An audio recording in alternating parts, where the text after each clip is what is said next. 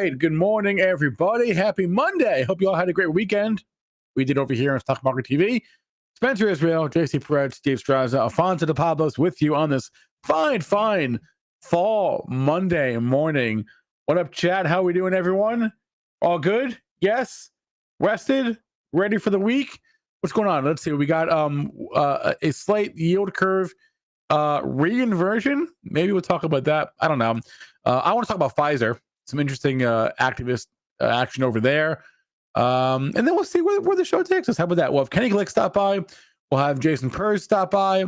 And we'll have Todd Sohn stop by. So that's the plan for the day. What up, lazy beats? Let's go. Hit that like. Here we go.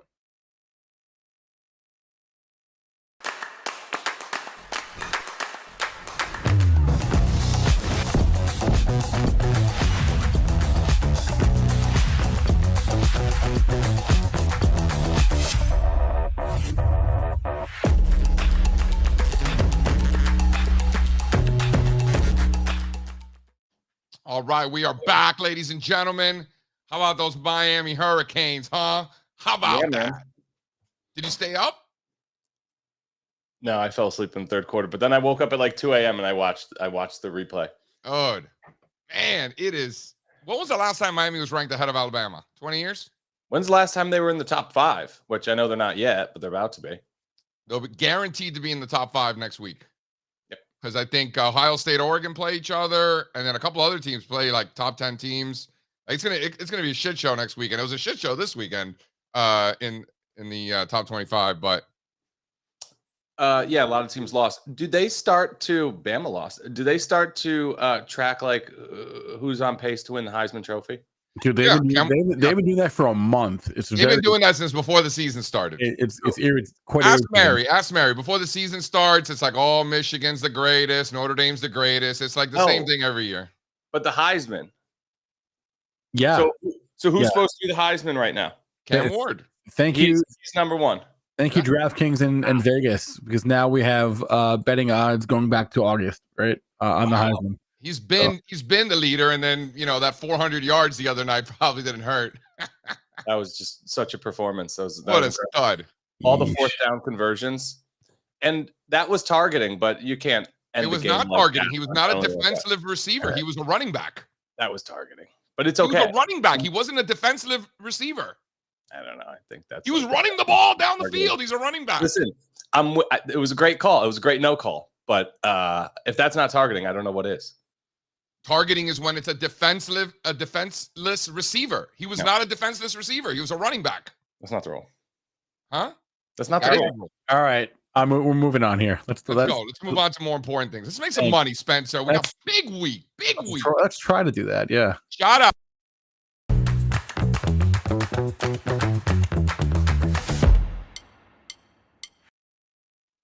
All right, ladies and gentlemen, this morning we've got the Dow futures down 150 points. That's 42,500 for the Dow. New all-time highs across the board last week. S&P 500 futures down 20 handles. That's 57.80, down about 1/3% this morning. NASDAQ 100 down 0.5%. 20,130 down 100 sticks today. 30-year bond futures down 1/3%. 121 and change. Crude oil up another percent this morning. Up above 75. Big moves happening in the energy space. Copper hanging in there just fine, down close to 0.5%. 455 on the copper futures. Gold flat, 26.65. Silver down almost 2%, just under 32. With the volatility index making moves this morning, back to 21 for the volatility index. And of course, over in funny money land, Bitcoin making moves. 63,000 flat on the day. Ethereum up 1%.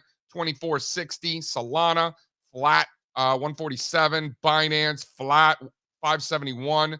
Total crypto market cap, Spencer Israel, 2.14 trillion, with the Bitcoin dominance still above 58% for Bitcoin dominance. What stands out from the futures this morning, Mr. Strazza? Another down day for bonds. Another down day for bonds. Up day for yields. Rates have been ripping. Yeah. Friday was a big day for the bond market. Follow through here today. I'm very interested in, now that the dollar and interest rates have rebounded off of critical support levels, how far does this reaction rally go? I think that's really important when it comes to risk assets. And now they're still going. Both of these lines are still going up and to the right, rates and dollars. Right. If you don't mind, Mr. Spencer Israel, if you could put up slide 2, please. Oh, there's this thing that happens, Strazza, What happened? among economists and sell-side analysts. What happens is when the yield of one bond pays more than the yield of another bond, it makes them very sad. Yeah. Very sad. So because it makes them sad, they want their customers and investors to be sad also and be scared. Right. And these economists and sell-side analysts want to make sure that their loyal customers and the sheep that pay them are scared and run to cash. And as it turns out, Strazza, as soon as the yield curve inverted, that is precisely what the sheep that follow the economists and the sell side did. They went to cash. Most flows into money market funds in history, as the economists and the sell side analysts told them to do it. And as it turns out, Mr. Strazza, it could not have been a worse decision for these sheep, as usual, to listen to their economists and sell side analysts. Not only was it not the time to go to cash in the summer of 22, it was actually a great opportunity to be buying stocks. Not only did we not get any of these recessions or market crashes or all the things that these very sad sell-side analysts and economists were promising, not only that, you actually got back-to-back years of 20+% returns in the S&P 500, one of the greatest, most epic bull markets in history, coming right after these very sad little economists and sell-side analysts told their sheep to go to cash. How do we feel about that, Strazza? Well, 2024 is not in the books yet. You got 2 months and change, but yes, on pace for another 20%.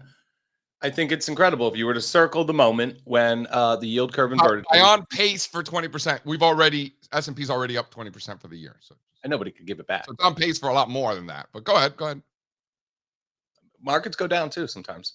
But the moment that the yield curve inverted here was the moment to be buying risk assets. That's right. When all the scary headlines started coming out, we tagged it this morning. We tagged a re-inversion this morning here.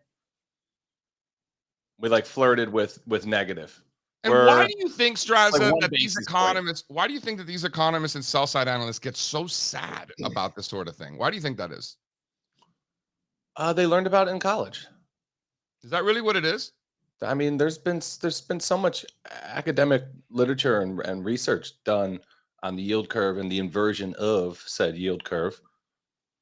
I think it's it's something that economists, grow to love. It's a topic that is near and dear to their hearts, it seems. As a very avid follower of my homie Warren Buffett. Yeah. Oh yeah. Warren says that any company that hires an economist has way too many. How do you feel about that? Would you agree with Uncle Warren? I'll bet they have an economist on their staff. Bet you they have more technicians than economists. I'll bet they have a technician too. Bet you they have a whole floor of them.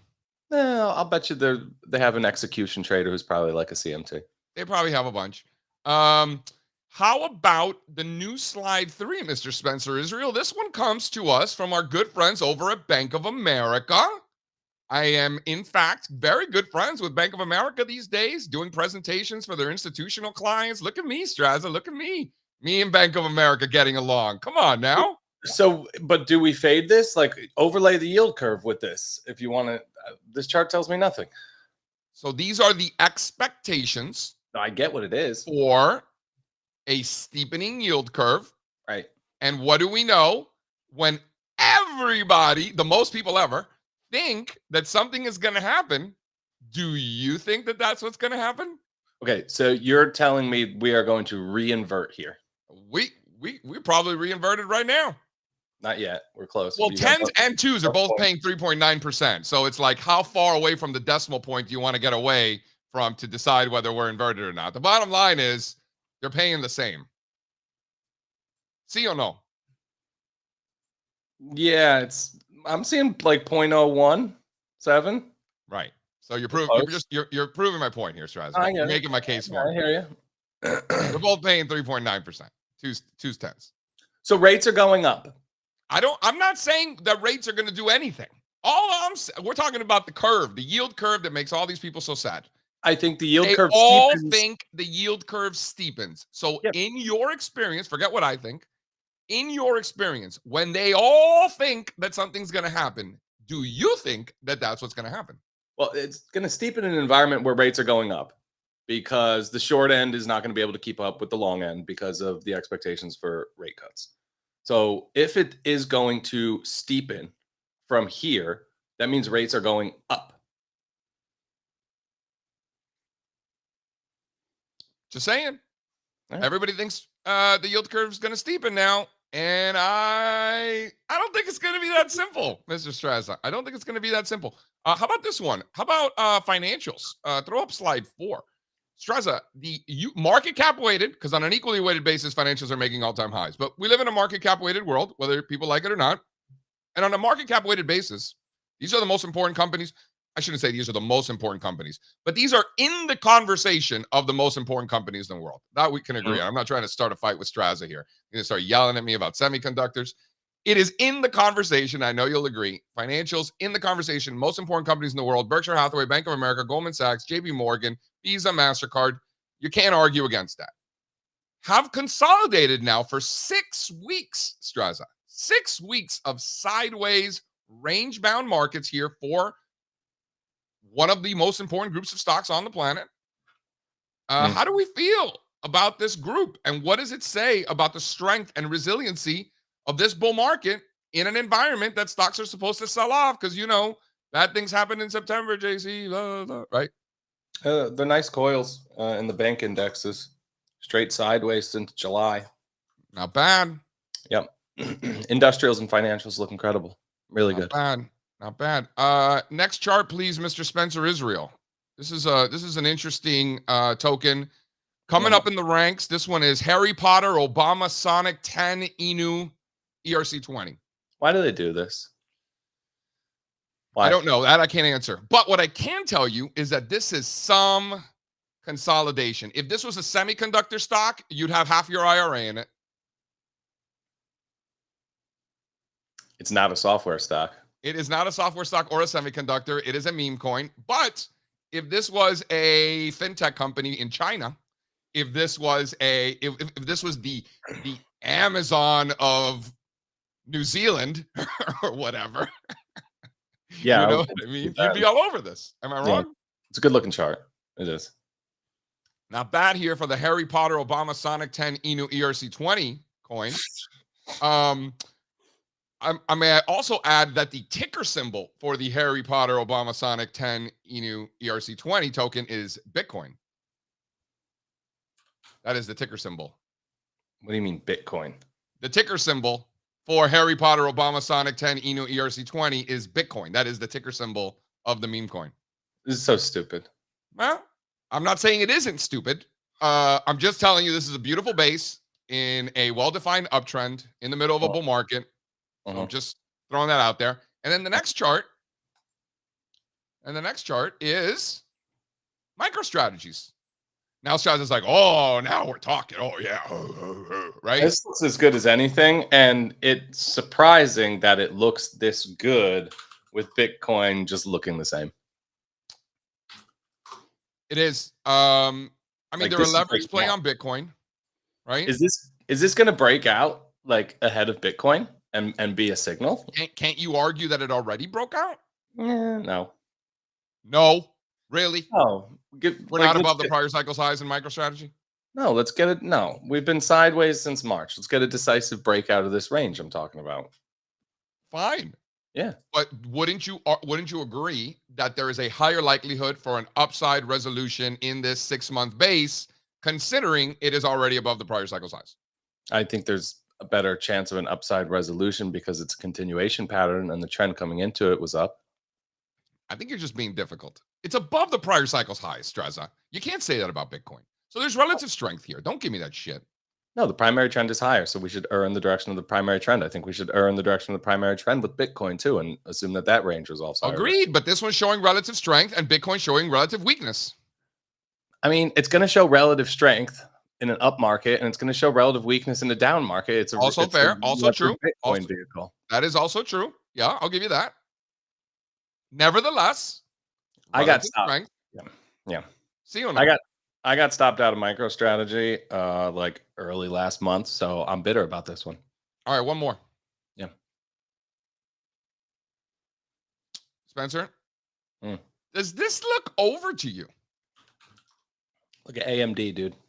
AMD is so set up. There's not a better stock to buy right now than AMD. Is absolutely perfect. Well, if you think that this trend is not over, then taking a good look at AMD is probably a pretty good idea, is it not?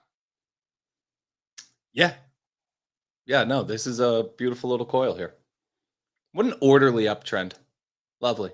Really nice. I think semiconductors lead into the end of the year. I think you're going to get a huge bounce back move, and they're going to chase tech into the end of the year. They're going to probably chase industrials and financials too. Spencer Israel, if you don't mind, can you throw up the new slide 2, please? This is whoops, this is that ain't it. Here, sorry. This is exactly what Strazza is referring to here. I think this chart tells a very, very interesting story on that slide 2. So this is the one that was supposed to bring the whole market down. Remember, semiconductors on a relative basis were going to crash, and NVIDIA was going to bring down the whole market, and this like crazy event's going to happen, and all these things, and just looks like a normal bull market to me, you know? You know, I think, and I know you agree that those charts were end of the cycle charts if they're completed. My exact words were, "If this completes, bull market over." Were my exact words. Yep. And then I didn't think the bull market was over. So if you reverse engineer that, then you buy semis, right? And that's really that's like the conclusion we're making most of the times when we fade patterns that look like Remember, we did that in industrials. Remember, you guys thought it was crazy. I'm like, we got to buy Honeywell, Caterpillar, industrials. Remember, they looked like shit. And this was like last year. And I remember being like, if this is over, it's the end of the bull market. And I think we're just getting going, remember? And then what do you know? It came in and ripped the industrials. Listen, eventually, we're going to get great information that the cycle is probably close to an end, because we're going to keep getting into these same patterns that worked for so long, and they're going to stop working. But that hasn't been the case yet. Shopify looks fantastic, NASDAQ Poppy, but not better than AMD Zoom Out. Whenever in doubt, we want to zoom out. Is that not right, Mr. Strazza? Well, the SoFi is setting up. It's pretty much right at our level here. I think we're about to get a breakout. Look, ARK stocks look really good right now. These speculative tech stocks look fantastic. Go right down. Throw up slide 2 to your point, Strazza. This one's right up your alley. Throw up the new slide 2. This one's exactly what you're talking about. Here you go. You're welcome. And you want to favor the ARK Q and the ARK W. Yep, same things. Same story here, JC. You're absolutely right. But these stocks are really working. Momentum Tech Trade, the risk on groups, it's good stuff. Look at the IPO index. That's another great example of what's going on with this basket of stocks. So here in the momentum index, that's a lot of mega caps. 20% technology, 20% financials. Is it mostly mega caps though? Broadcom, Walmart, JP Morgan, NVIDIA, Eli Lilly, Costco, General Electric, Coca-Cola, Philip Morris, NextEra Energy. So Coca-Cola. Welcome to the momentum index. Coca-Cola done been in the momentum index. You seen this thing, man? And that is part of what is absolute trash about the world of thematic ETFs that we live in. The rebalancing of this one is wild. Yeah, I know. It becomes like a Staples fund sometimes, and then it goes back to being like a mega tech fund. It's been an energy fund before. It's an energy fund. Yeah. But that's momentum. Yeah. Open to everybody. That's right. That's right. There's a bunch of consumer staples in here. Yeah. I mean, look, you don't. If you I come, mean, if you think Costco and Walmart are consumer staples, which is another thing, or Listen. cigarettes, more like a consumer discretionary, if you ask me. But that's no here nor there. I wonder what kind of conversations go on with their like fund committee here. But It's I would MSCI, think, so it's not like, it's not like a half-ass situation. Like, it's MSCI. but if I wanted to put a momentum sleeve on my portfolio, I'm gonna assume that things like Coca-Cola and Walmart probably aren't in there. So like I don't know. Can this be done better? Maybe. Like should there be so much overlap between the momentum factor and low volatility? Probably not. I don't know. I think they're two different factors. Clearly, you can have low volatility stocks in the momentum factor. This is a great conversation for a one Todd Sohn. Yeah, it is. It is. You're right. All right, so let's table this for a few minutes. In the meantime, let's see what's happening in the pre-market session today. And by that I mean, let's talk to Kenny. Do it.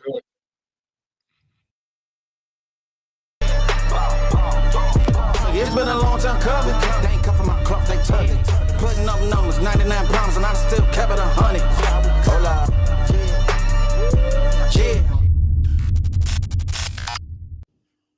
Kenny Glick in the house with someone, man. Cheers, boys. What's shaking? You tell me. You tell came me. in late. We got new all-time highs across the board. Everybody's making money. How about us? Can we make some money this week? Yeah.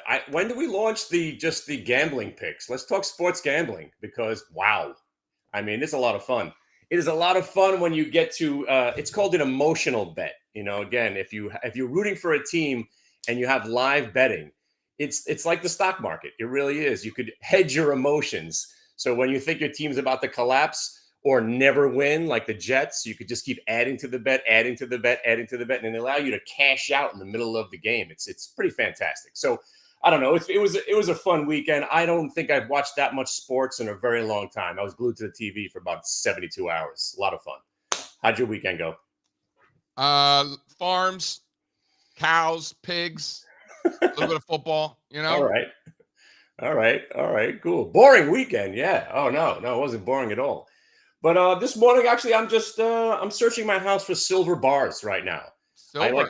I'm having a scavenger hunt. I hide stuff around my house, and then every once in a while, I realize, wait a minute, I have no idea where I put this stuff. So thankfully, I found one. I want to show you something I found. If you guys have been buying silver, I know you've been talking about silver. What? Look at these bad boys.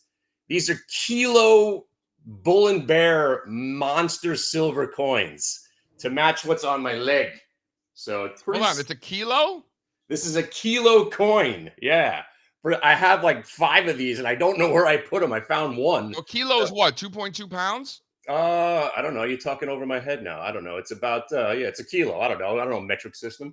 But or is 1 pound 2.2 kilos? Which one is it? Something like that. Look how beautiful like this that. thing is. Just gorgeous.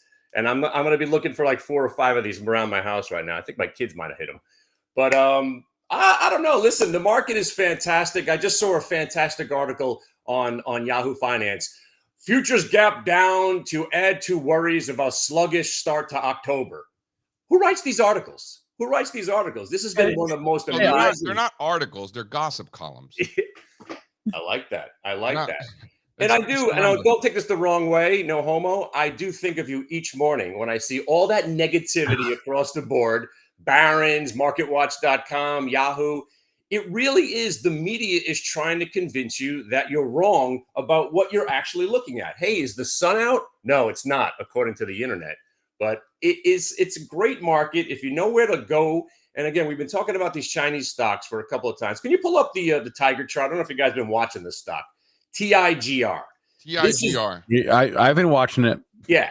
So I want to show you something. I mean, let me make quickly. I know we don't have much time here together, but I want to just show you something, guys. This is what I do for a living. I find stocks that are about to break out. And if you were with us for 2.5 years ago with the Carvana trade, everybody was talking about still shorting this stock at 750. And when it broke under 10, it was going to 0. And it broke a 3-year VWAP. And I was like, hey, the jig is up. You got to get long this stock. It could go back to $56, maybe 96, 120, and possibly back to 190. And look where it is.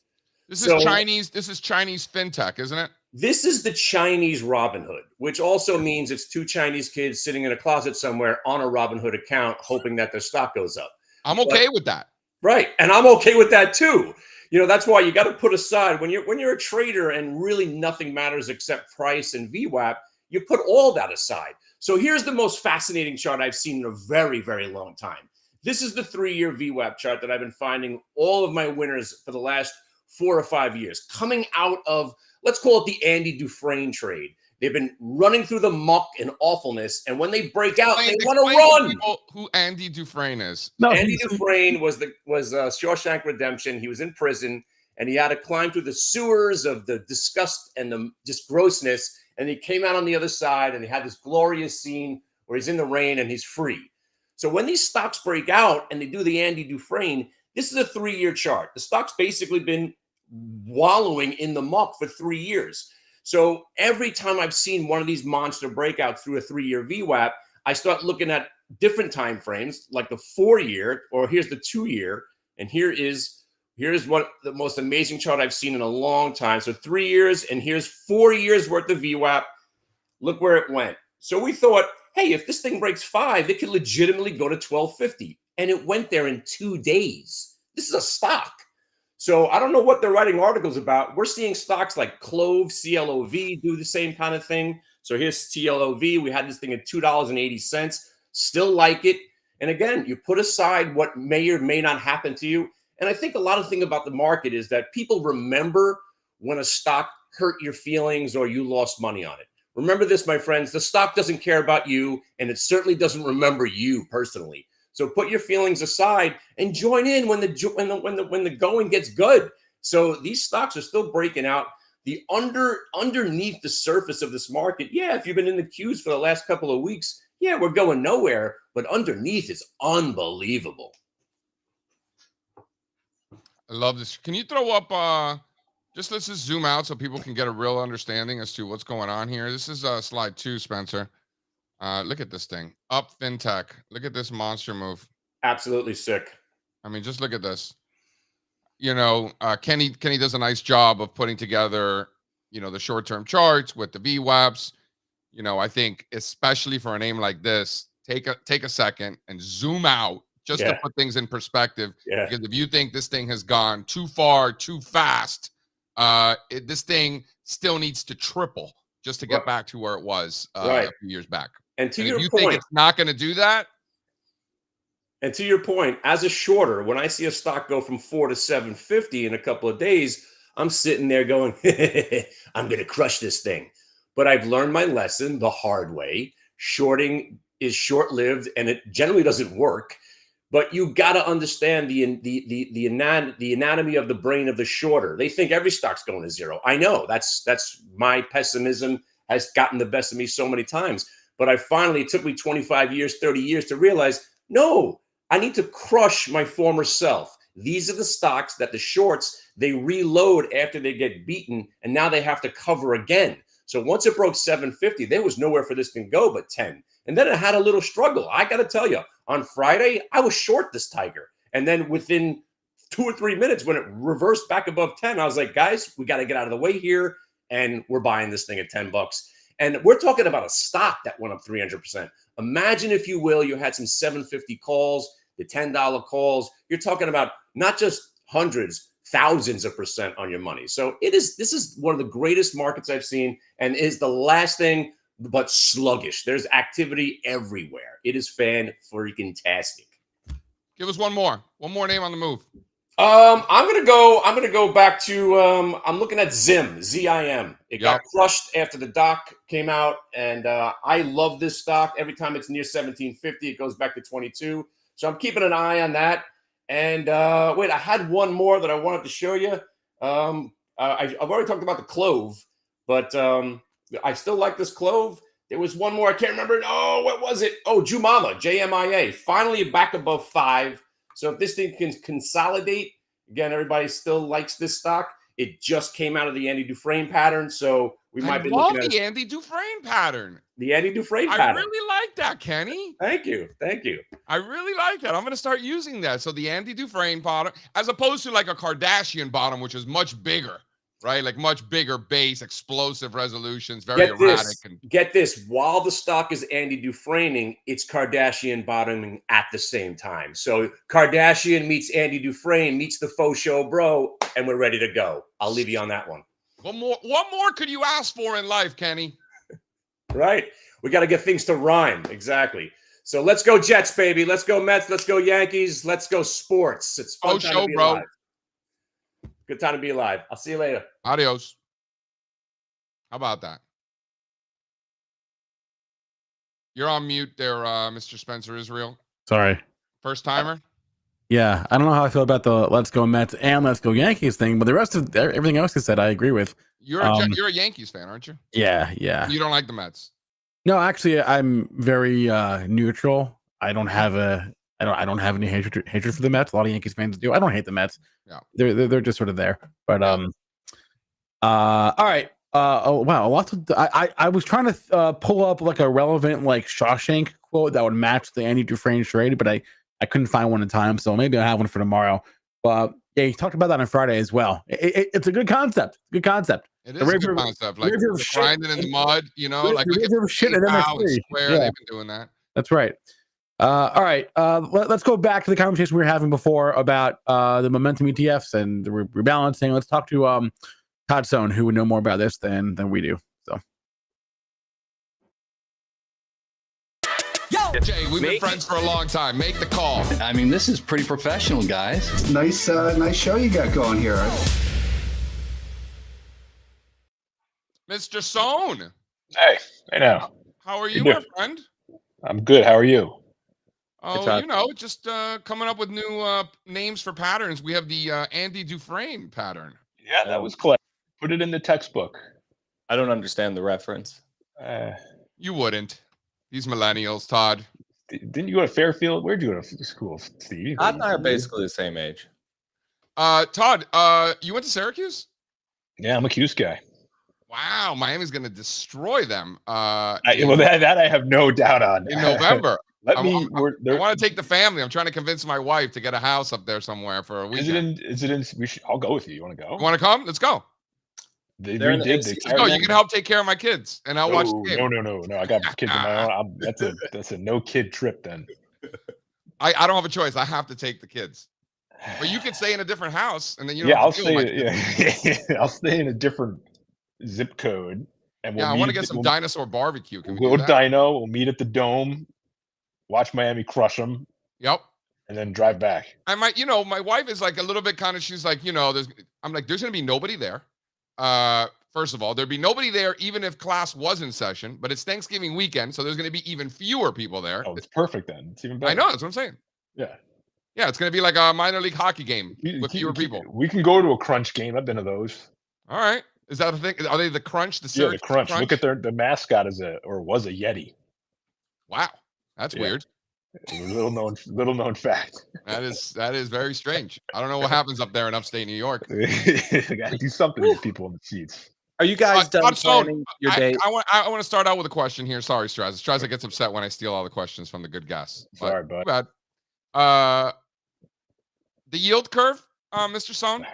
Do you think about as he rolls his eyes? So remember, like those sad little economists and like the 3 remaining sell side analysts that are still employed. Like we're telling everybody to go to cash and it's the recession and the market crash and the yield curve and all this stuff. As it turns out, that could not have been a worse decision. We've had more money flowing into money markets than ever before in history. And we're looking at back-to-back 20% plus years for the S&P 500. So thank you, economists, for being bad at your job. And here we are once again, 3.9% on 2s, 3.9% on 10s. Are we going to be inverted again, Todd Sohn? I guess so. I don't have a good answer for what it means. Doesn't it mean that the market's going to crash because that's what happens every time? There's just nothing there. The only thing I can tell you is this Saturday will be 2 years since the price low on the S&P 500. Right. I remember it well. I was in the city talking to Maria Bartiromo about it. Everybody was mad at me for saying we were in a bull market. People were very upset with me at the time. I remember well. So the only statistic I can give you is 2 years. That's pretty standard. We'll be up about 60%. That's middle of the road, not extreme, which is good. Shorter in duration than Shorter usual. in duration. And then, sometimes year 3 you can get tripped up, but it doesn't mean it's the end of the line. It just means things get a little bit more challenging and maybe you reset and we continue on. Year 3 of bull How markets. about the new all-time lows in consumer staples on an equally weighted basis relative to an equally weighted S&Ps? Staples are just terrible. There's a couple, bigger is better in staples, right? Your Costco's and Walmart's, but that's Are those really about staples, it. Todd? I don't know what they are now. AI for Costco. If anybody has been to a Walmart, I've never been to a Walmart, but I've definitely been to Costco's. Costco, and from what I hear, a lot of people are spending a lot of money. And this Walmart situation, like they spend a lot of money there too, right? I mean, should Costco be indiscretionary then, right? I mean, if Yes. Amazon is there, I know they have their web services, but it kind of makes you wonder. But all the regular just staple stuff, the food products and beverages, those are all no good. Coke's okay, but everything else is terrible. I think that suggests that there's no defensive need or want necessarily right now, which is good. And is that typical of a bull market or a bear market, Mr. Sohn? Yeah, it's a total bull. Total bull. All right. That's been a great tell this whole time, right? That there's no bid for staples. And along with that, no bid, no stress in credit. Spreads, new lows, are flirting around 300 basis points in high yield. It's good shape. How about this, Mr. Sohn? How about the fact that they're buying the worst companies on the planet in this China? So my analogy for China is it's a Formula One vehicle, F1 race car, 0 to 160 in 4 seconds, right? When, whatever we want to use, it crashes, it's spectacular. Hopefully nobody gets hurt. But that's basically my China thing, because this is what China does. It has these massive, massive rallies, and if you're good enough to time them, go for it. Just be aware that historically that market is terrible. It's been a terrible long-term investment. It's only returned to you 1% annualized over the last 30 years. But I am cognizant that the breadth data there is amazing. If it was any other market, I'd say, wow, this is a major new bull market, whether it's the US or any other developed market. With China, it's always tricky.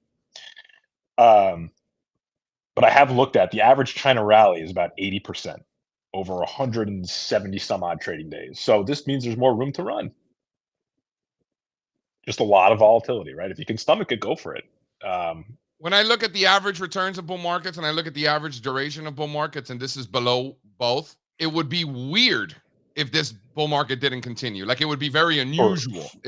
For China or the S&P? Well, the S&P, the fact that China's ripping now, further reiterates, like, in bull markets, I've noticed over the years that the leaders catch down to the laggards, right? That's what happens in bear markets. And then in bull markets, the laggards catch up to the leaders. Yeah, that makes sense. Yeah, it'd be weird for the S&P to stall out here. The China thing is just this added boost at this point, right? Stuff that hasn't worked in so long. Todd, talk to us about the mandates. You were telling. Oh yeah. Okay, so I was in Minnesota and Winnipeg last week, lovely parts of the world, and China was a big discussion. And I think the problem that a lot of managers grapple with, not us, where you and I can log on and be very tactical with this stuff, but a lot of the big Titanic allocators is they basically have struck China from their mandates. They literally cannot invest there. Took it right off the list. Off the list. And so if they wanted to put it back on the list, that's a whole regulatory process. You got to have meetings upon meetings. Which is interesting, because if this move continues and for some reason China is now okay again, that might be more fuel for the fire. I think the silver lining, though, is that the MSCI Emerging Markets Index is far more balanced today than it was 4 years ago. So 4 years ago it was 40% China. Now it's only about 0.25% China. But you don't look at that as opportunity for Chinese stocks. You don't look at that as those are going to be incremental buyers or future buyers. China's going to outperform. And when China does outperform, they outperform in a huge way. So like you said, they're going to have those meetings, file those regulatory forms, and put China back on their list. Yeah. And then money's going to flow into it. No? You would think so.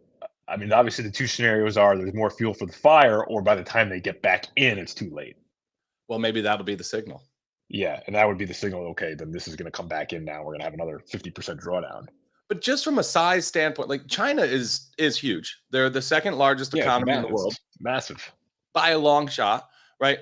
So let's talk about what happened here from a EM exposure standpoint. They were about 40% back in 2020. They're down to 24% today as the weighting in the MSCI Emerging Markets Index. That's a huge change over the course of several years. Now, at this point, Taiwan and India are basically the same size. China's economy is 3 or 4 times the size of even India's, and probably more like 15, 20 times the size of Taiwan's. That really doesn't make sense to me that these two other countries are the same size as China now. I guess from that perspective, I mean, the market's just been absolutely burned by China. And also perhaps looking at India as kind of to take up that imbalance in the economies. Right? I mean, you guys know, JC knows India pretty well. A lot of growth there. So that would be my best guess. I don't, in terms of the economy size and the market cap size within the EM, that's hard for me to go into. But I just look at this as if I'm an allocator and I got to buy EM, at least I'm not buying a very skewed benchmark. So you think it's better just from an index construction standpoint? Yeah, exactly. Index construction helps, but clearly you have options if you want to take a more direct route to China exposure, right? That's easy now. There's ADRs you can buy, there's ETFs you can buy. Part of that 40% weighting led to the slew of EMX China funds that happened. And so those people with those mandates that say China's not allowed, they can't buy EEM. They have to buy like EMXC. I think they can buy EEM, but they're fully aware that China's the largest weight. And I don't know if that causes problems too internally. Got it. That'd be my guess. That it's like, well, hey, you're buying EM and China's the biggest weight. Like, do people get upset of the backdoor route there? Right. I'm not sure. I think it's probably person to person dependent, but it's a really interesting discussion now because you just went up 30% in 3 days, whatever it is. And it makes people uncomfortable that they're not there. Yep. And the questions start coming in. People hate this rally.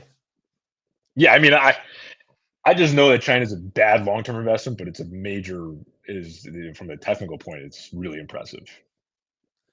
Is this like, so momentum out of the gates like this, coming out of, large accumulation patterns like we have out there in China? Do you think much about this? Like, do you look at something like this as an initiation reading?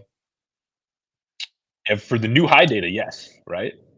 New highs, all the breadth data says new bull market for China. For China, I just get weird because historically the market is terrible. It's like the jet. It's like the Jets, right? The Jets look good, and then we know the Jets' history. No matter who the coach is, they end up going 8-8, whatever it is. Do they have a coach over there? Do they have a coach? Well, who's coaching that? Who's really coaching that team? I don't. So it's the same thing where it's just like, look, they look great, but historically they've been terrible. So that's the part I'm struggling with right now, is that all the measures that we look at are historically good, and they say this is a major new bull market. Yeah. But then I go back and I'm like, well, the average intra-year correction in China is 30%. That's double the S&P 500. And the return over the last 30 years is 1% annualized. Like, this happens a lot where you get these counter trend rallies. Over the last 10 years, 1% annualized, is it? Over the last 30. Since the MSCI China inception in late 1992, the annualized return on China is 1%.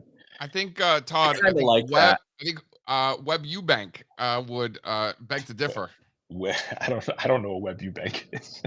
I'm not getting any of your references today, old man. Web Eubank, he was the coach of the Jets when they won the Super Bowl in '69. Oh, I thought that was a stock. Joe Namath was the quarterback. You may have heard of him. I thought Web Eubank was a stock you're talking about. That's why I'm like, it's probably a meme coin. A Chinese bank. It's not a meme coin. It should be. Well, maybe we should start that. I have a crypto token for you. Slide 8, please. Any thoughts on this one, Todd? I want to hear your thoughts on kind of cryptos in general. Have you been buying a name like this? This is Harry Potter Obama Sonic 10 Inu ERC20.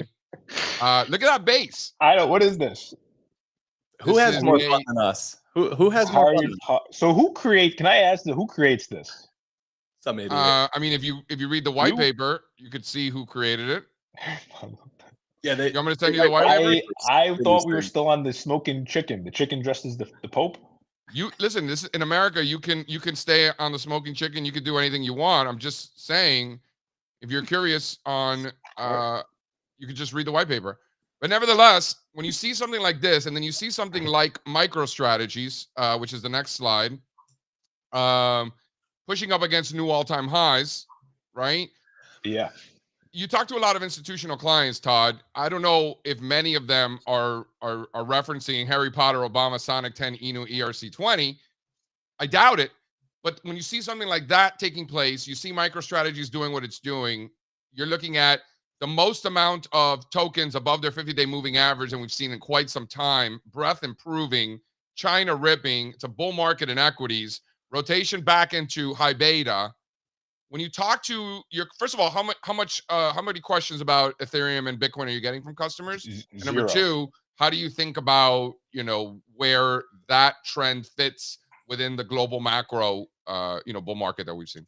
So the word to me then would be liquidity.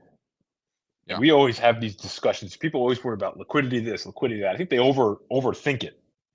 If MicroStrategy is going up and Harry Potter, the Harry Potter coin's going up, and Harry Bitcoin, Potter, Obama, Sonic 10, Harry Potter, ERC20, the Potter Obama ticket for 2024. If all that stuff's going up, it tells me liquidity is not an issue.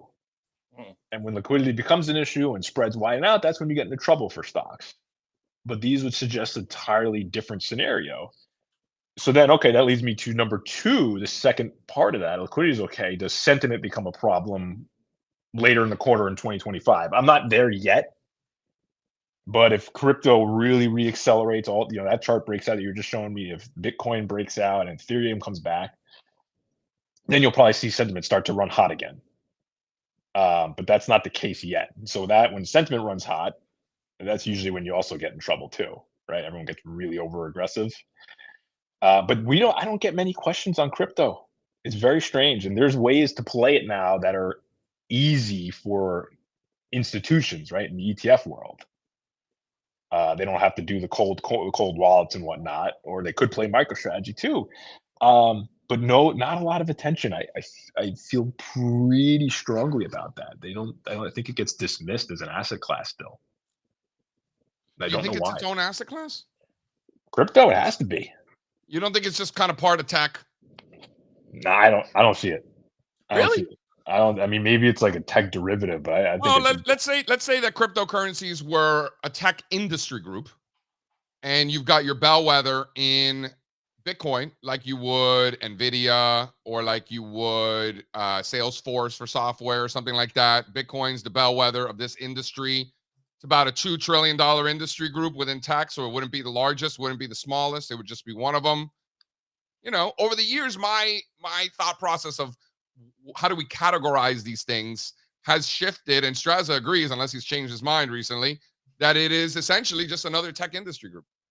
Yeah, but I agree with you, but it's its own asset class. We should treat it like a subset. Is it? Yes. Are you putting crypto on a pedestal? I need a separate account for it. I got a separate app that I got to open up and deal with. It's its own asset class. If I was trading commodities, I would need a different brokerage account too, or currencies as well. Like they're different asset classes. I don't know. I don't think so. I'm not there on the tech thing yet, but I guess you guys are saying different things. It's not that far off, Todd, right? You could have a beverage. You could talk me into it. I think I can too. I think I already did.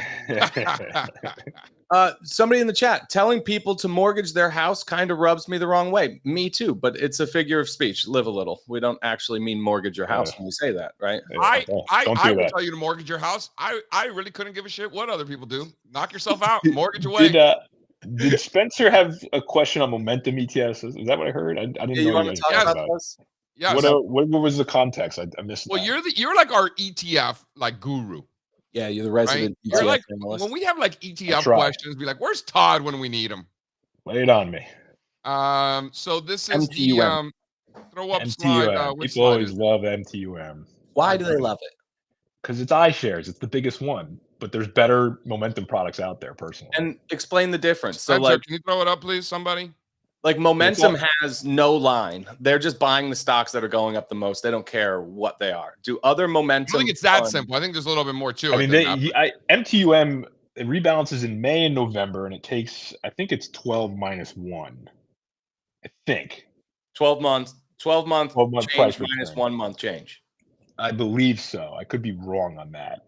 But I'm a bigger fan of QMOM, which is by the guys at Alpha Architect, and they are true quants. They are very smart, and they take momentum. So they take price return, but also the consistency of price return. So just because a name, let's say, gaps up 50% for some stupid reason, whatever it is, that's like a one-off momentum hit. They'll say, we want the names that are persistently going up 10, 20 a month. Yep. So that's a different construction than M2M. Momentum just has the rebalancing factor on this is so weird too that they chose May and November or whatever it is. What's the Alpha Architect fund that you're talking about, Todd? QMOM. What do you like about it? The fact that it underperforms, or what?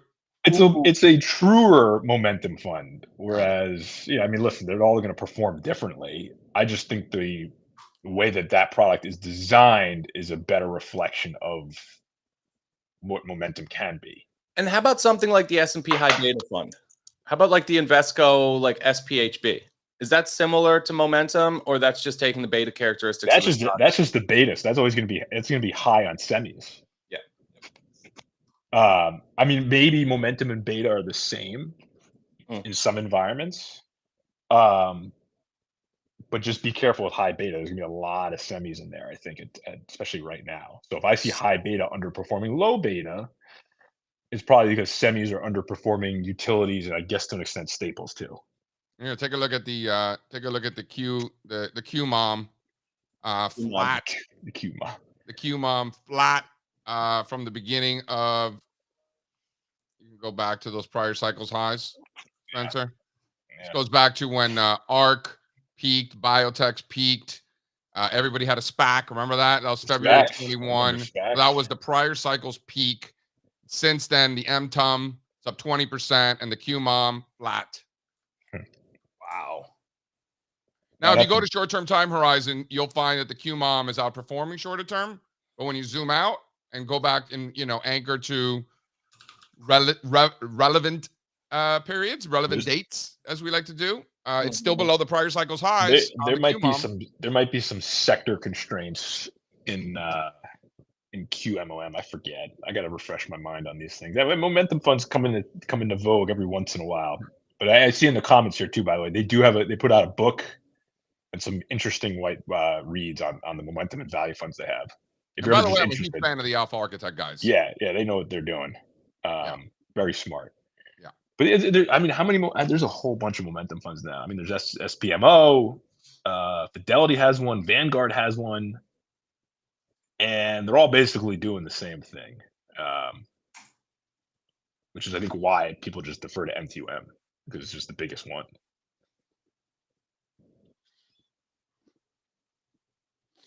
All right, Mr. Sohn, talk to me. ETF launches.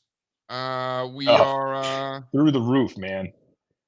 Why do you think that is? 120 last month, over 120. Now, a bunch of these were from State Street, who came out with defined maturity bond ETFs. So that was a good chunk of them. Another large chunk were conversions from a company called Stoneridge, who came out with these longevity income ETFs. They're kind of like annuities. But I mean, everyone is getting in the pool here. Whether you are an established issuer or you are a mutual fund company, you realize you have to have an ETF product at this point. And they're also, and a lot, I mean, the other new flavor of the month really are these leveraged single stock funds, which have become immensely popular to place really concise bets or precise bets. But I would also say equity mutual funds, the number of equity mutual funds is at a 24-year low. And so you're seeing this major migration. It's a little bit glacial, but everyone is switching from mutual funds to ETFs.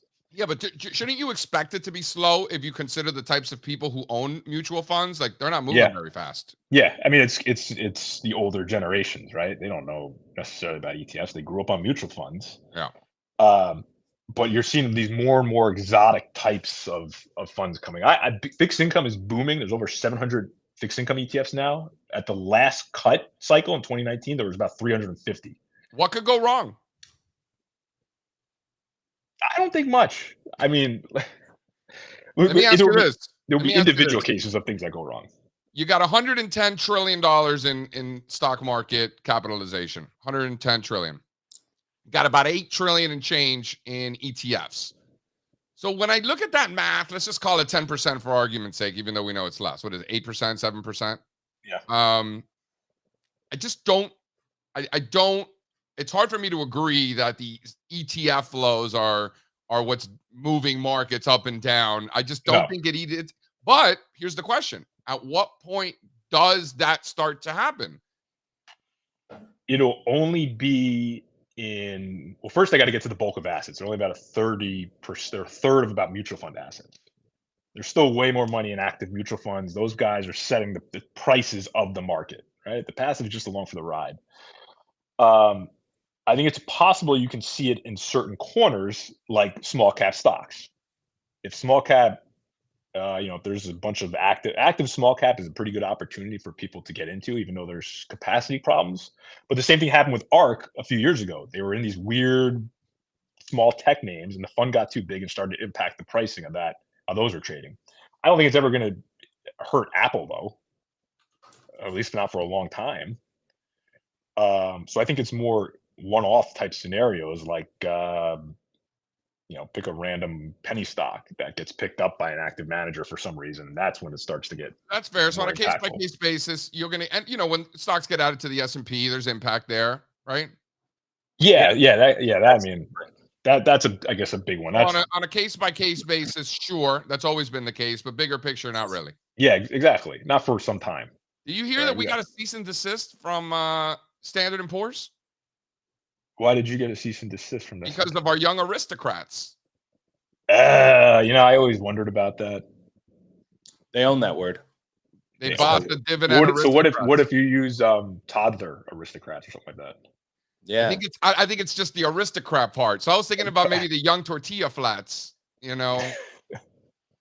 or Josh Brown likes the dividend dukes.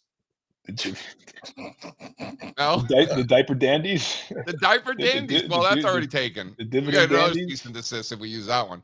Dividend dandies. Wow. Well, good job by you. For what? Getting a C&D. You got some eyeballs on you, at least. Yeah. We made it. Yeah, you're doing something. You're doing something right. Put it that way. Yeah, we're intimidating a $150 billion company. One of the largest. I think they got a bigger budget for attorneys than I do. One of the largest companies in the financials index. Yeah. I'm a shareholder, so I've got no beef. Listen, I love you guys, Standard & Poor's. Forget the banks. Data and exchanges have been doing very well within that sector. So Standard and not so poor, right? Standard and quite wealthy. Yes, that's right. So shout out. I'm a shareholder. Nothing but love, Standard & Poor's. You don't need to send me any more letters, bro. I'm with you. We're on the same team, actually. Because they license those indices out for ETFs. I'm not going to pay a licensing fee for that. Get out of here. It wouldn't make any sense. Yeah. So anybody, guys, please, anybody, dividend dandies. Yeah. Any ideas, guys? So we stop getting cease and desist letters from Standard & Poor's. That'd be great. Strazza got one too. The same letter? Yeah. It was me, Strazza, and Sean all got cease and desist. Was it handwritten? I didn't know. It was typed up. It was typed up like on a real typewriter and everything. It was wild. Signatures. Why would they law name firms with 8 names? It was official. Why would they name Sean and I on it? Because you guys talk about it a lot. You're a culprit. It's all good. It's just a misunderstanding. We're shareholders. I'm a shareholder. Strazza probably is too, right? Do you own Standard & Poor's? I didn't know I was a wanted man, though. Wow. Open your email. You'll see. It's in there. Well, S&P. Dear Steve Strazza, stop talking about our shit without permission. Make the case that'll be a top 3 weight in the financials by the end of the decade. What? I hope so. I'm in. It'll be Berkshire, JP Morgan, S&P. BlackRock by 2030, and BlackRock by 2030. Yeah, probably. Last question. What Two questions. Total ETF assets by 2030, and what percentage is that of total global market cap? Oh God. Yeah, I asked the hard questions around here. This is over 20 trillion. Okay, you're not going out that's not that much of a stretch. You're we'll, copping out on that one. We'll double in 6 years from now easily. That's it? Maybe 25, 30. I'm asking you. 30 You're trillion? the ETF guru. I don't like doing the projection thing. 30 trillion, is that outrageous? Is it? What if total global market cap is 300 trillion? So what, 10% of that then? It's 8 now or 7 now. So 10%. That seems low. I agree. So 20 trillion get passed in a few years. Do you not think that total global market cap is going to be 300 trillion by 2030? No, it should be, unless we go through some sort of depression. It should be, right? It's not my case. 10% of that is 30. That's still low. Yeah. I think we got to be talking 50 trillion. 40, 50. I mean, the mutual fund thing is really going to come fast, and these conversions, and then there is a nascent effort to start converting separately managed accounts into ETFs, which would be another wave of money. So maybe 30 is conservative. Your number. I'm holding you to it. 50? Let's go 40 and 50, 40. Somewhere there. Yeah, too conservative, Todd. The amount of ETFs, though, is going to be insane. It's going to be, there's 3,500 of them right now. There's going to be like 10,000 in the US alone. Yeah. Can't wait. I don't know what I'm supposed to do about that, but, Well, you're the guy, so figure it out. I'm going to try. Yeah. We're going to run out of tickers. All right, my man. You want to come to dinner on Wednesday? I would. I got to go to Atlanta. I'll go to dinner. What dinner? You don't want to go to Atlanta. Come hang out with us. There's a hurricane coming. 6 a.m. to Atlanta. Dude, you don't want to go to Atlanta. Your flight's going to get canceled. It's so much better. Is there a hurricane going there? Like a huge one. Like the whole state of Florida on Wednesday. Yes. Your flight's going to get canceled. Well, in that case, dinner might be Watch the news. You want to do sushi or steaks? It doesn't matter to me. Assuming I'm there. It don't matter. I'll text you. All right, sushi it is. All right, thanks, Todd. Todd, text me. Thank you. I will. Adios. That's cool. I love Strazza's low-key watch the news. Just watch. So you want to fill this in, Strazza? Like, what's the story? Yeah, it's eerie here. I think we're going to get absolutely rocked. We were fine last week. And like, as soon as we got through it, I turned on the news and there's another one coming. If you look at this storm system, it's like massive. So what happens is you get like a couple days before the hurricane, all the birds disappear. It gets really quiet. There's no wind. Like I golfed yesterday. It was lovely out because there was no wind. It was cold out, but it's like creepy. It's like strange. It's like, where are all the birds? And that's what's going on right now. So I think it's supposed to come tomorrow night. So fun fact, the last animal to leave before the storm arrives is the ibis. Yeah. So once the ibis splits, all the other animals are like, yo, ibises are leaving. We got to go. And then once the storm is complete, the ibis is the first to return, signaling to the other animals that all is clear and all is fine. That is why Sebastian the ibis is the mascot of the Miami Hurricanes. But the birds do give you information. Like, it's really, it's amazing. Yeah, we talk about how dumb birds are, and they are, but like they get some things right. Like, it was creepy yesterday on the golf course. There's no birds. There's a couple ibis walking around, like you said. Everybody else is gone. It's like, where is everybody? It's cool. Yeah. Shout out Sebastian the ibis. Shout out Hurricanes. So shout out you. The storm is in the Gulf right now, and it's like heading towards like Tampa, essentially, right? I think is what. Yeah. So it's a big one. Yeah. Yeah. We'll see. My mom called me. She's like, you got to get out of there, but I don't know where you can go. I'm like, what do you mean? She's like, it's the whole state of Florida. I'm like, oh God, Mom, what are we gonna do? Play Monopoly. Play Monopoly. Play Monopoly, Scrabble. I don't know. No, Guess Who. Spencer's more of a Guess Who kind of guy. Well, okay. We watch like a scary movie. Spencer's a character on Guess Who. There's a guy on Guess Who that looks just like you, Spencer. He's got the Abe Lincoln beard going. You got the whole thing. What is Guess Who? It's a game. You don't know Guess Who? It's a fantastic game. Guess Who, bro? Dude. No. Dude, there's a guy. I'm gonna find the guy that looks just like you. And you should change that to your avatar on Twitter. Oh, that's funny. All right. I know, that is funny. That's funny. All right.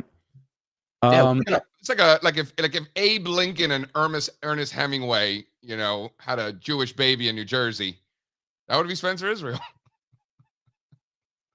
Okay. What I missed Jesus. All right. Hey, it's 9:37. Before we bring on Jason Purrs, let's talk a couple things. Pfizer. We have the Pfizer chart floating around somewhere. Pfizer is up a few percentage points this morning. Starboard, get in on the action. $1 billion. Yeah. What? There's a lot here to get in on. $1 billion activist stake. That's first of all, that's nothing. Like, come on, Starboard. What's the market cap on Pfizer? Was that like 1% stake? Yeah, it's a lot more than $1 billion. That's for sure. They have been in talks with former Pfizer executives, and they're trying to shake things up. They see some value here. So, I mean, Pfizer has some great brands, but they really screwed it up. They were the biggest loser of the pandemic. but I don't know what they could have done differently, right? Like they not tried to cure COVID. That's exactly what they could have done differently. Well, like Merck, kept living their life. Well, some of us are kind of happy someone was trying to cure COVID out there. They got a lot of money. They got a lot of money to do that from the government. Tell the stock chart, Spencer. Okay, but it was the right move at the time. Was it? Though, look at the price performance, and then look at the performance versus their peer group since COVID. You could say the same thing about mRNA. You could. That's right. I mean, that's a disaster. mRNA is down. If my calculations are correct, mRNA is down 90% since curing COVID. They need to set up a government fund and incentivize these companies and reward them financially when they cure things. Otherwise, the incentive system here is so broken. This happens every time a big issue is cured by the medical community. They never perform well in the market. And that's wrong. That's a problem. They need to fix it. And that's why they're launching meme coins instead of saving Earthlings. That's absolutely right. Steve, they do have this for rare diseases because it's not economically. It's not enough is the point I'm trying to make. Yeah. You set up a big fund, right? And it's like a prize when you cure big stuff. And they get literally financial rewards for it. Maybe. I mean, yeah. So anyway, Pfizer's up on that news this morning. JC, I don't know if you are interested in Duckhorn portfolio, ticker Napa.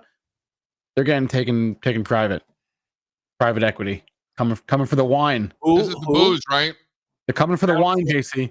Brown Foreman? No, private equity. Butterfly Equity. I don't know who they are. Some private equity firm. Taking a Duckhorn private for about $2 billion. It's only down 80% in the last couple of years. No big deal. I thought you might care. It's wine. I thought you'd be interested. Maybe not. All right. Wine business is a terrible business, you see. Generally speaking, unless you do it the way I do it. Is it better or worse than helium mining to you? To me, it's better. Okay. It's the pollen that you got to be mining these days. The pollen? Yeah, and the 5G helium. I don't know what it does anymore. It's a security, so you better register that before you go to prison. My grandmother's got a helium mine in her kitchen. Is she gonna?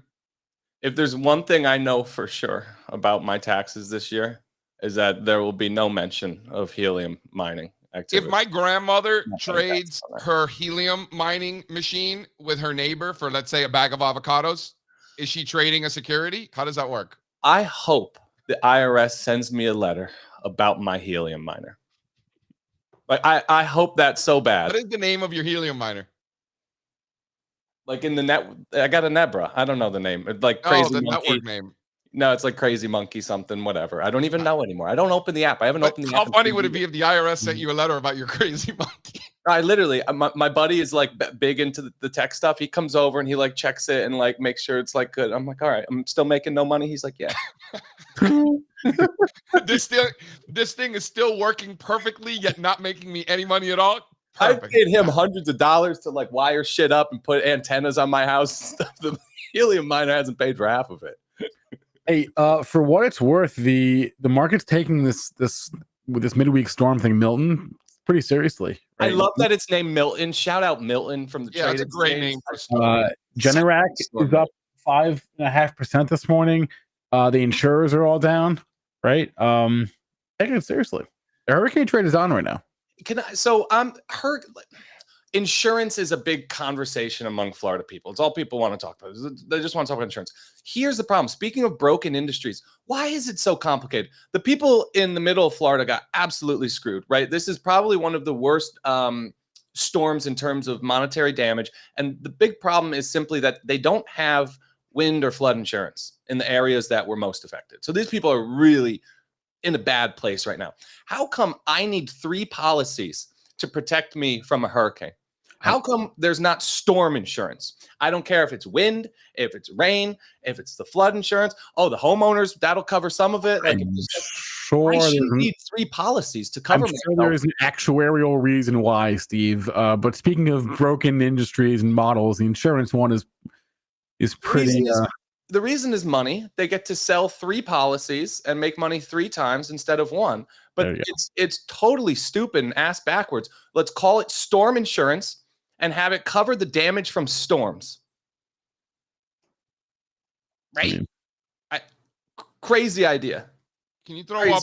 Can you throw up slide 2, please? Wait, one hole says they have that, but not where you live. where I live.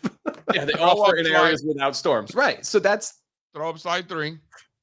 What a business to be in. Slide 2. How about the ones insuring the insurance companies? JC loves them. Reinsurance. Yeah.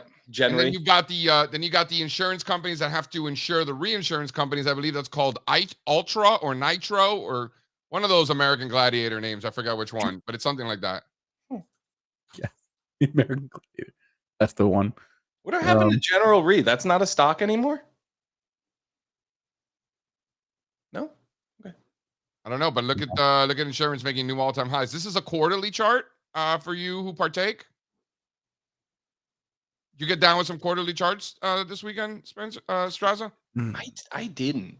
No, did you? I really didn't, to be honest. You know, David Cox, shout out David Cox, kind of inspired me to step up my quarterly chart game. Wow. Yeah. And I took that to heart. You know, it's not that much work. It's only 4 times a year. There aren't that many ticker symbols out there where looking at quarterly charts like matters. So it's really not that big of a deal. You know, it's kind of like monthly charts on steroids. Like quarterly charts, just for me, like they look back and forward so long, like they make me think about my own mortality. It's a little bit like uncomfortable. It's like too long of a time frame. Like I look at a quarterly chart and I'll be like, oh yeah, it's probably going there, but will I be dead? You know? Will I be alive to see it? Right. Yeah. Uh-huh. It's a good one. All right. What else did I have? I don't know. Not much else.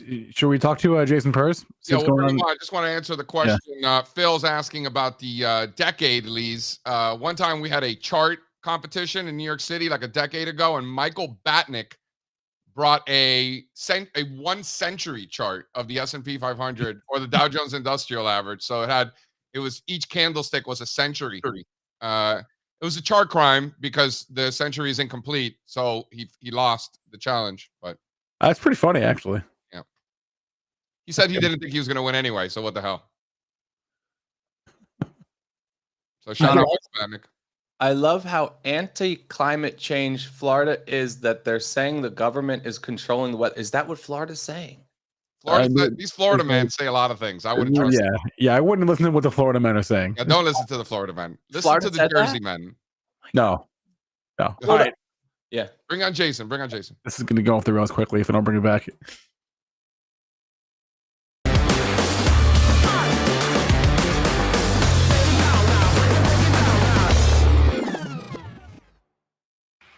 Wow, that was some bumper.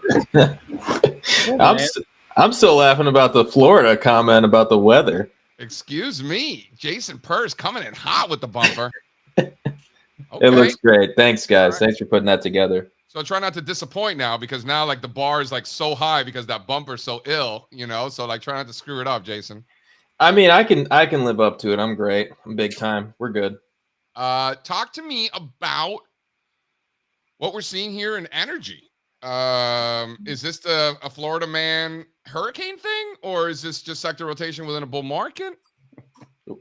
Well, Steve didn't want to tell you guys that he's actually got the weather machine in his basement, and he's been working on this thing for years. So, oh, you guys don't have basements. Sorry, with that one place, that warehouse that you have. Yeah. So, I mean, it's mainly a Steve thing, controlling the weather.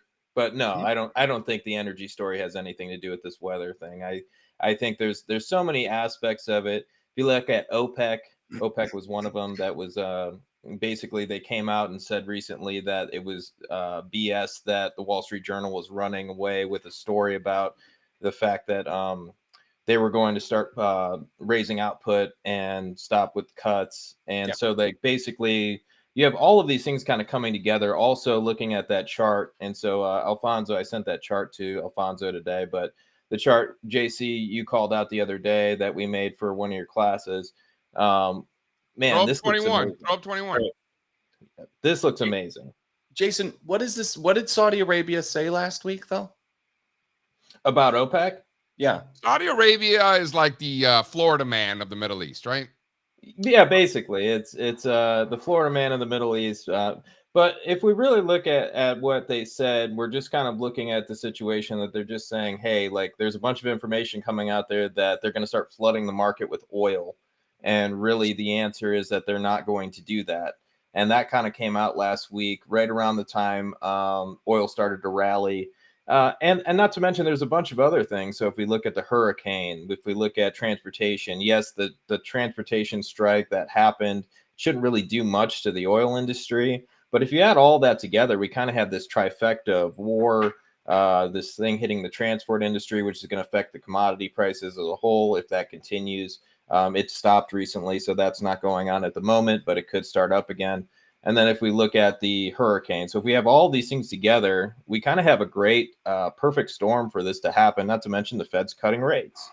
And we all know, and anybody who thinks that the Fed cutting rates isn't going to turn into higher inflation rates, that's insane. I mean, we're already starting to see it tick up over a month-over-month basis. We're going to get to a point where that's going to probably get a little bit out of control. I think the yields are saying that. I think energy is starting to say that. Once again, it's a great chart. We have a setup here, bunch of support happening. And you guys know just as much as me, and I think any technical analyst's favorite pattern is resistance that turned into support.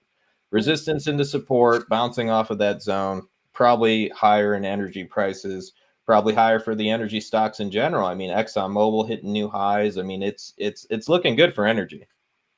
I think, like, if somebody asked me what's going on in energy right now, you have one chart, I would show them Exxon. That's it. I really think that is just so much more important than any other chart that we're looking at in the energy space right now. No, I agree. And if you look at ExxonMobil, and it's also it's the biggest, what is it, 22% of the XLE now? It's massive. They're a lot bigger than Chevron now, aren't they? Yes, it's a huge component in the XLE. And once again, this is a company that's been around a long time. There's been many periods of ExxonMobil also being the largest stock in the stock market. I mean, it could come back with a vengeance. It could become a large part of the S&P 500. I think it's a good bet to bet on energy here. The breakouts look amazing. We've also seen the move in gold, which the move in gold usually happens first, then energy usually follows in about a year after. We're hitting that time. I mean, it's a perfect setup for energy here. I would like to make the call now that 10, 15, 20 years from now, whenever it happens, Exxon will be the world leader in alternative energy. Wow. Really? Solar, everything, dude. Everybody sits around and talks about Exxon like they're this evil oil and gas business. No, they are being so tactical and so strategic about making sure they have their hands in everything. They are a large integrated energy. What? Who says that they're so evil? A lot of people. They're not really a lot of funds. Yeah, it's like an ES. You heard of ESG? Oh, so this is like one of those like woke California things for sensitive people. It's a real thing. Not like actual people who matter think that. Actually, I would argue that it did matter for energy stocks. They removed them. Todd was talking about mandates. What's gone on in the world of finance with removing the mandates from energy stocks has been terrible. They have tried to make this group of stocks uninvestable. for a lot of market. And participants. who is they? The government. The government. It was a concerted effort. Not the Republicans, though. Dude, I don't know. Both sides. It was both sides, really? Yeah, both sides. Yep. They're both just sides. trying to like appease these people. Yes, basically. I mean, look at the ESG funds. It's a super interesting conversation. Well, I'll give you a story. So a couple years ago, what was this? It was right around the election time, 2020. I had a client. We started buying energy. We're buying oil. Everything's giving a signal, basically energy from heating oil all the way to gasoline to the stocks. We're getting long all these things. He gets extremely pissed off at me and calls me one day and he goes, "Hey, what? I didn't think I was giving you money to invest in energy stocks. You know, I don't want to invest in these things. They're bad for the world." And he goes on this whole tangent. And I go, "Well, you can have your money back." I'm like, I'm not going to invest in bad things because my clients want me to. My job is to make you money and protect your money. And so he ended up leaving. And we had energy was the best performer the next year and the year after that. So, you know, he missed out on these huge gains. And you know just as much as me, the ESG stuff, it has nothing to do with people wanting to invest and make money for their clients. It has everything to do with, hey, these people love this clean energy idea. So if they love this clean energy idea and I can make my 1%, 2% management fee on it, I'll get as much money from these people as I can. And so that's where all the ESG stuff comes from. And so we all were these talking people about keep that at running the it. time. And we were talking about the time, and honestly, good for Wall Street. Like, if they could find a group of people that are so dumb that they think losing money in their portfolio is going to help save the world, then give them what they want. I totally agree. Good for Wall Street. Take their money. Good for them. I mean, I don't mind it. You know, once again, you have to figure out, this is what you do as a trader. Like, if you're looking at things and you have biases, you're going to lose money.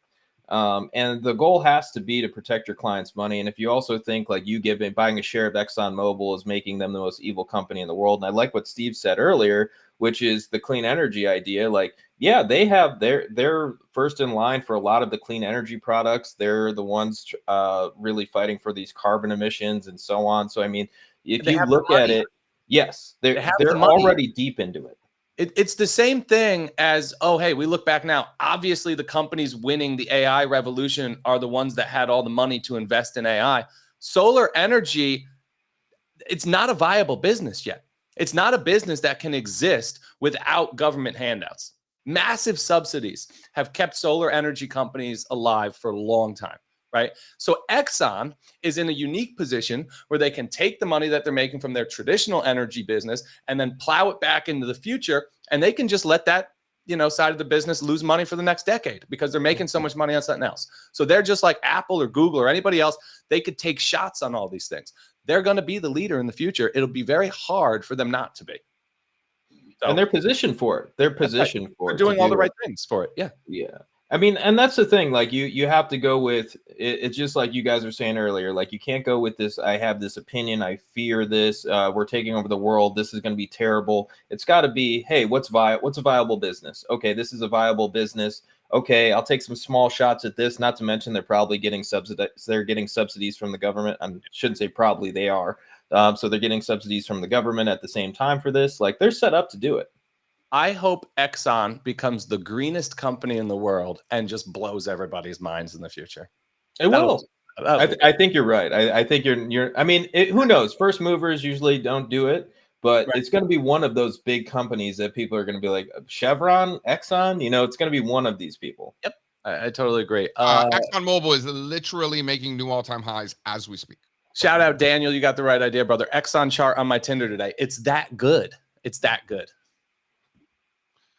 Dude, I heard a comedian the other day talk. He was doing the stand-up, and he was talking about how he treats Grubhub and DoorDash like Tinder. So he just sits there at night scrolling, see who's up, who's available. Yeah. I like who's offering BOGOs. I'm shopping the deals. Yep. I mean, it's kind of that way for me too. Come over.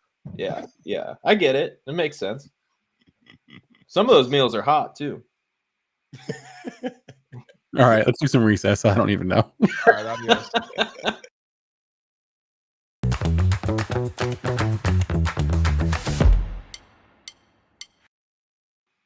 Dude, the best trick is back in the day we used to have these AOL. This will be my recess. We used to have this AOL instant messenger, right? Yeah. you would be away. You would have like an away message if you weren't at your computer, but you'd leave it up. You'd be there anyway. JC's away or message would be like Biggie Smalls lyrics. We would go out for the night or like late at night and leave our away messages off so people thought we were online. And then the next morning you'd wake up and you'd see like all the creepy girls that were seeing if you were up. It's just kind of funny. Right. Yeah. Okay. Yeah. Cool.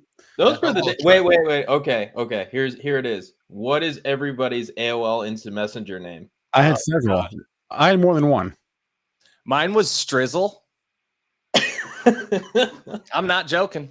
I know it was. I know you're not. There you go. Beat that. Dude, you know how bad mine is? I need to hear it. Tell you what a little bitch I used to be.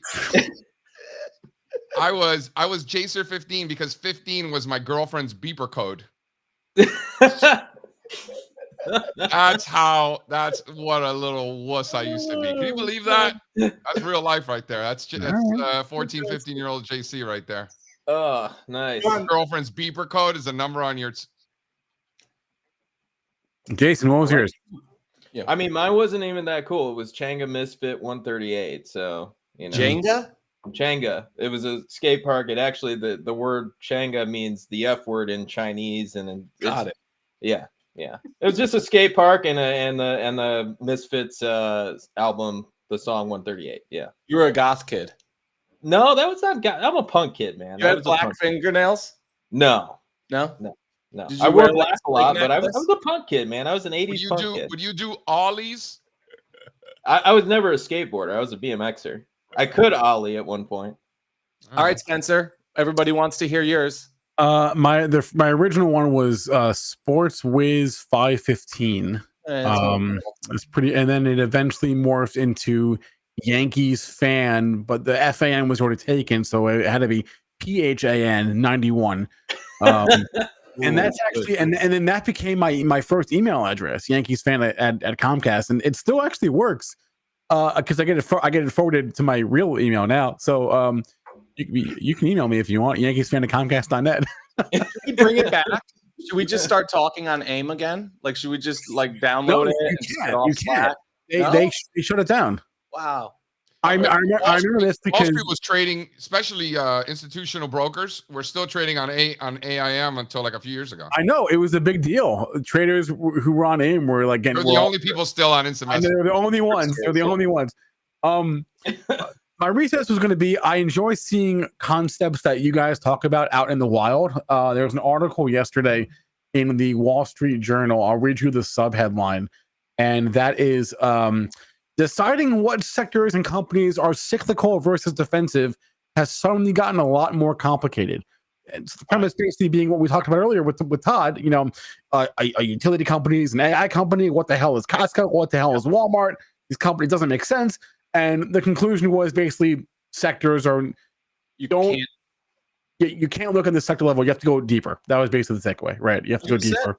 We found the same thing in our work over and over and over again. The sector level as a categorizer is really tough. You know, JC sits here and complains every other day about how consumer stocks sell both, you know, luxury goods and normal goods. What are you going to do, right? I don't know. What are you doing? Anyway, I enjoy seeing things that you guys talk about like out there because out in the wild. Yeah, it's fun. So that's what I got. Jason, you got anything? No, that's it. I mean, I'm still on the AIM thing. That was Steve's name was Strizzle. I mean, JC. I mean, this is amazing. Wait. I had one more. I had one more. When the Friends finale aired, it was like a big cultural moment, right? And I had never seen Friends, but I wanted to be part of it. So I changed my screen name to like Phalange. That was like the big joke at the end of that show, right? Yes. Phalange. But I didn't spell Phalange correctly because I never actually seen the show. So for a while there, my screen name was like Phalange something, and I don't know. But yeah. This is the best conversation. Oh man, I know this is why people came to the morning show this morning. They wanted to hear the morning show, right? All right. Come for the alpha, stay for the abuse. Well, what do we have today? Gold Rush people, you're getting your weekly video. Job Request Live, 1:00. Be there. We already have a few in the inbox. Email your questions ahead of time, questions@stockmarketmedia.com, and we'll address them on the show. That's what I got. So thanks, Todd. Thanks, Jason. Thanks, Kenny. Thanks, everyone in the chat for hanging out. We appreciate it. Smash the like, please. Appreciate that too. And we'll see you later. Adios. I can't take no loss. I don't even know what it